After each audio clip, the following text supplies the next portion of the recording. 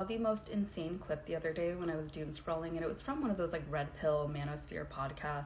And not even the clip, but the comment section was extremely alarming. And I kind of want to unpack it because it was truly frightening how many men in these comments were hyping each other up, villainizing women. And it's now my new Roman Empire, so let's. In hindsight, I really wish that I saved this video so I can stitch it or green screen it to explain what I'm talking about a little bit more. So essentially, these two men who looked like they had not showered in weeks were sitting with podcast mics talking about an incident where one of these guys met a girl at the bar, and she was really cool and sounded very educated, and they had an amazing conversation. She seemed like a really beautiful, well-rounded, well-educated girl. They exchanged numbers. He's like, I really wanted to take her out, and then I added her on Instagram. She accepted me, and I saw all of these travel photos, her in Miami, her in the Caribbean, her in the south of France. And he's like, yeah, bro, immediately I was so disgusted. She's probably, selling what to go on these trips. I was so taken back. He's like, yeah, I immediately canceled the date and told her that I was too busy to ever see her.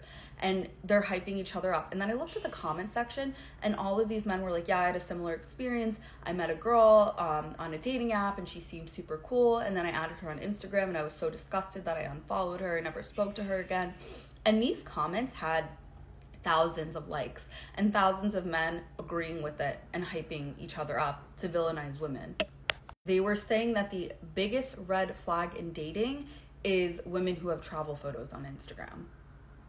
So let me get this straight. Let me reel this back in for a second. Men want a woman who is well-educated, well-rounded, has a good head on her shoulders, has a career, can cook, has life experience, is mature, but expect that same woman to have never seen anywhere else in the world besides the four corners of her hometown.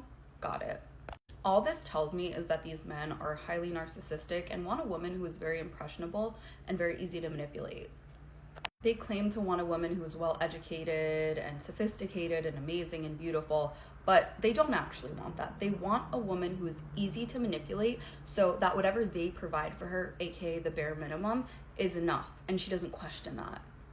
So let's further decode this. Like I said, this video had thousands of likes, thousands of comments. The comments had thousands of likes.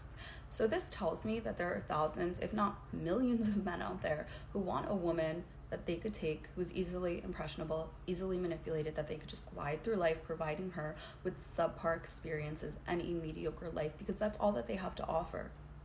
A woman who is well-traveled, well-educated, has immersed herself in other cultures is a woman who's more than likely very intelligent and not easily manipulated or easily impressed by subpar experiences.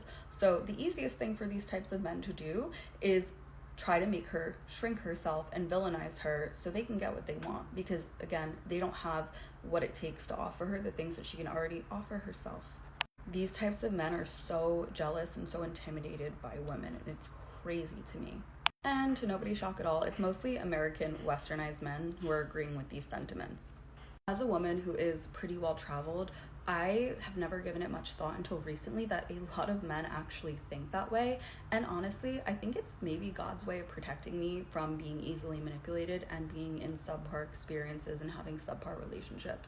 I've been traveling by myself since I was pretty young. My parents were very into philanthropy. I have a brother who's adopted from Uganda. I've been on a ton of volunteer trips around the world. I've taken solo trips by myself. Literally a decade ago in 2016 when I was 21, I took a solo trip to Thailand, maybe with $2,000, and I had the time of my life.